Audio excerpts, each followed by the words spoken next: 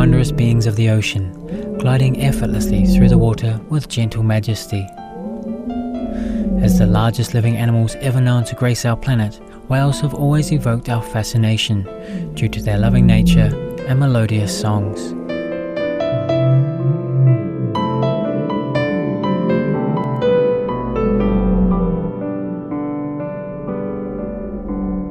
These are animals that have extremely large brains and extremely high levels of intelligence and extremely high levels of social interaction amongst each other. So they're much closer to humans than most humans would realize. That whales and dolphins, there's been lots of research done, have been shown to be very self-aware, just as humans are very self-aware, just as great apes are very self-aware.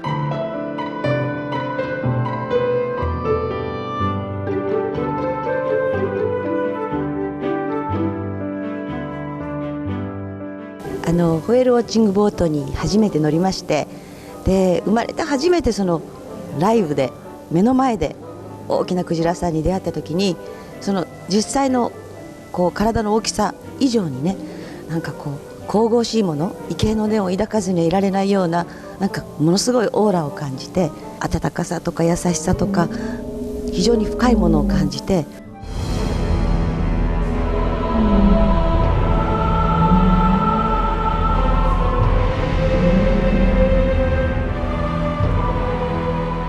The images in the following program are highly sensitive and may be as disturbing to viewers as they were to us.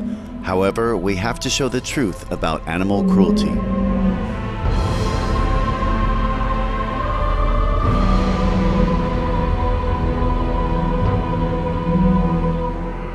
Kind viewers, today on Supreme Master Television's Stop Animal Cruelty series, our featured experts from the US, Phil Klein, Senior Oceans Campaigner for Greenpeace USA, Yuki Okazaki, Vice Chairwoman and Director of Alsa Nature Conservatory from Japan, Sue Roker, Intern Coordinator for the Whale and Dolphin Conservation Society, and Regina Asmuta Silvia, Senior Biologist for the Society, will discuss their experiences with whales, the inhumane treatment of these kind beings, and the human-caused threats that have led to their highly endangered status.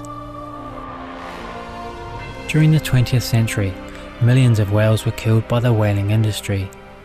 Nowadays, these mammals face a bleak outlook, as many of their species are extremely close to extinction. The North Atlantic right whale has a total population of less than 350 worldwide. The Western Pacific grey whale, the bowhead whale, and the narwhal whale each have less than 120 individuals of their species left globally.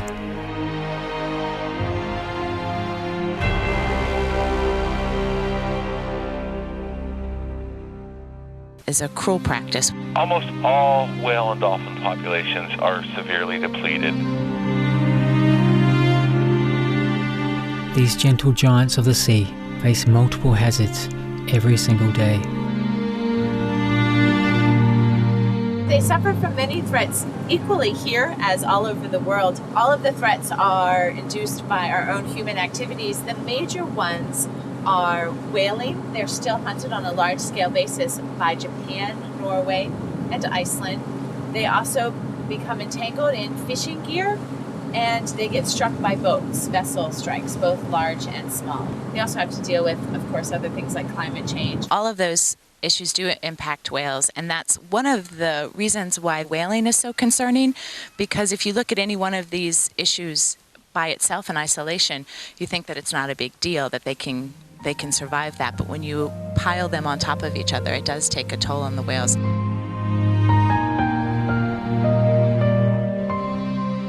Since the 1600s, whales have been hunted commercially for whale oil, meat, baleen or whalebone, and ambergris, a perfume ingredient made from the intestines of sperm whales. That the barbarous slaughter of these noble and splendid sentient beings continues in the 21st century is truly unimaginable. I can't even put in words how brutal this slaughter is, in that whales and dolphins and porpoises are all highly intelligent, self-aware animals like you and I. And so this is an agonizing, torturous death to be slaughtered by the commercial hunters. It is very cruel for the animals. It often takes them a long time to die, and much of the meat ends up stockpiled in warehouses that's not even being used. We know that they tend to stay in family groups. They tend to be matriarchal. They have a lot of the same social interactions that humans have: long gestations period, long rearing period, fidelity for the family group. Many species also have times when multiple family groups will congregate, kind of like we would go to a picnic. They all get together for weeks or months at a time in areas of the ocean. So I think it would be relatively safe to assume that the kinds of distress you feel for a loss of a family member is similar to what happens in whale and dolphin populations.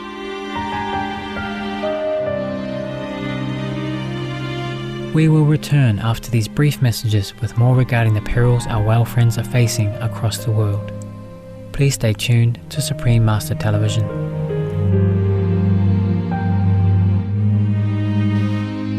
We have seen in the past year increased trade in whale meat, both from Iceland commercial whalers and Norwegian commercial whalers, sending some whale meat to Japan. This certainly in violation of CITES, which lists whales as animals that international trade is forbidden.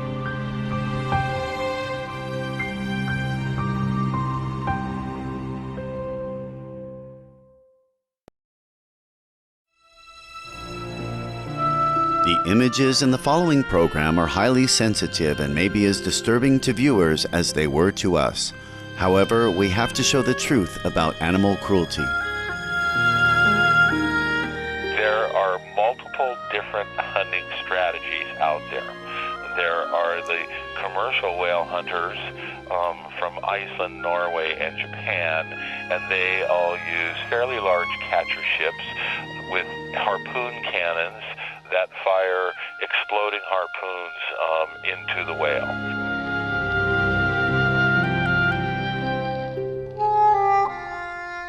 This is the Stop Animal Cruelty series on Supreme Master Television. Our focus today is on the savage slaughter of whales. Whaling poses the greatest threat to the world's benevolent, helpful cetaceans.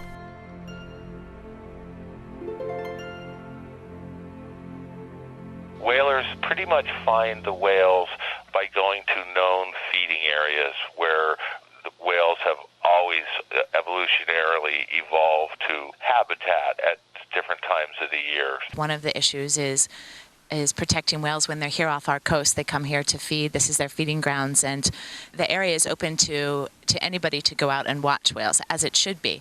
But there's also harassment issues.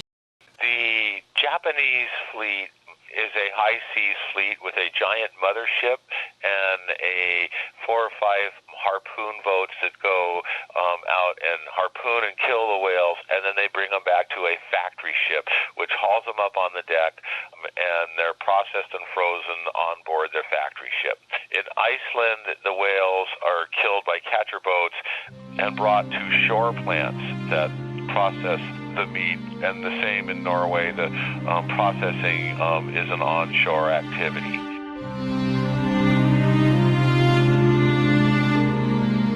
To capture their innocent victims, commercial whalers use a variety of bloody and violent techniques.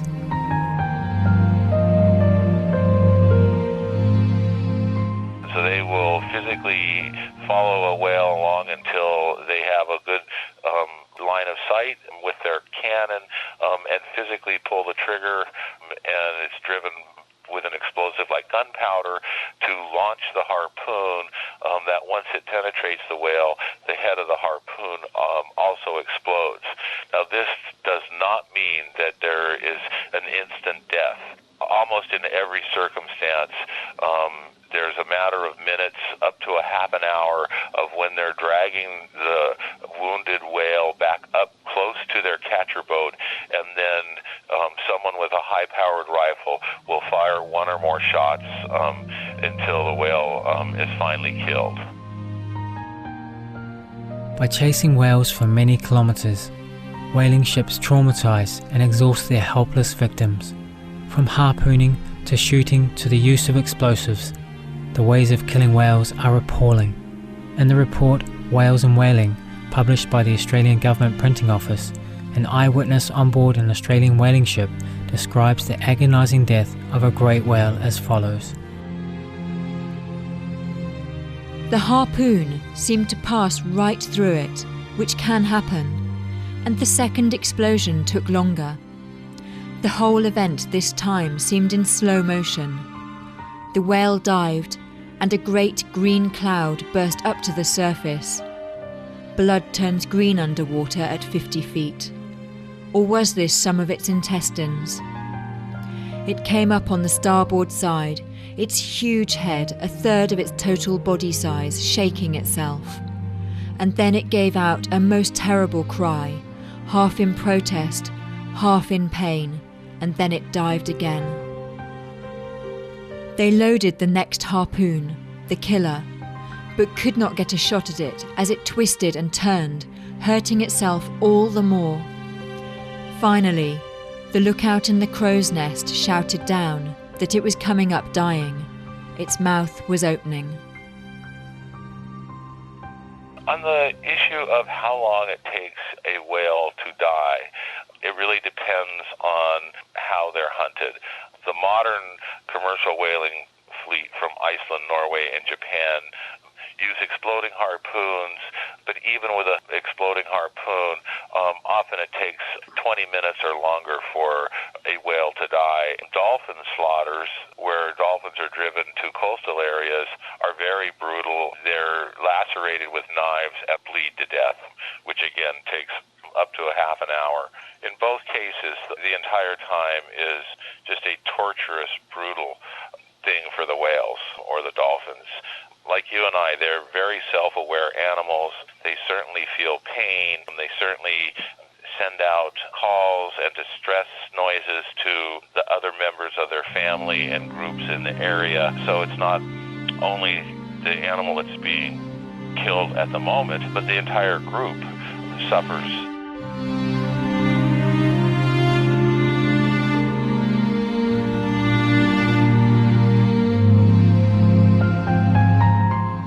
Similar to humans, whales have a long gestation period and develop close mother-child relations.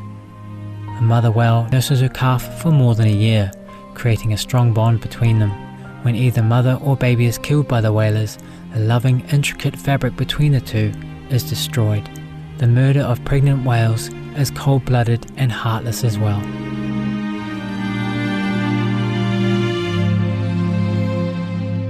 The data from the most recent hunts in the Southern Ocean is that there was about 30% of the whales that they killed were pregnant females. It's difficult to tell when they're swimming around out there. That's the excuse they give us. But we know if they would just stop harpooning them, no pregnant females would die.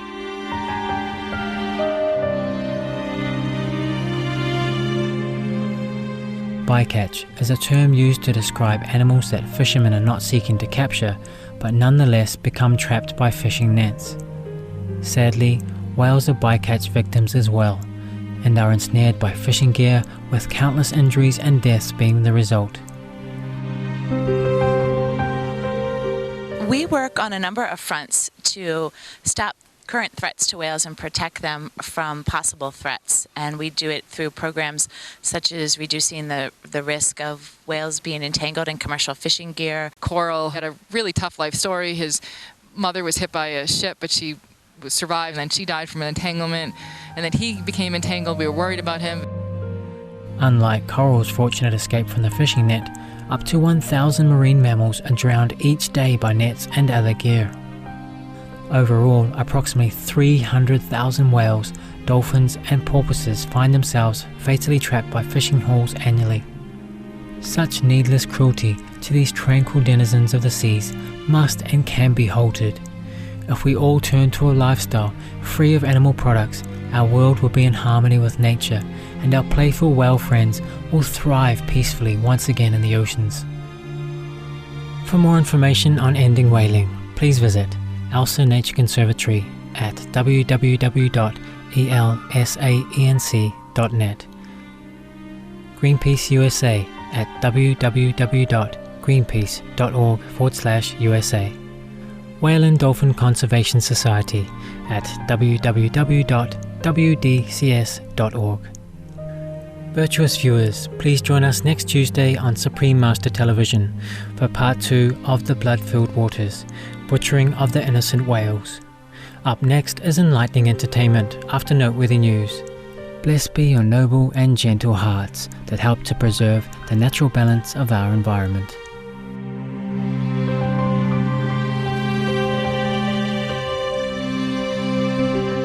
For more details, please visit www.suprememastertv.com/stop-animal-cruelty.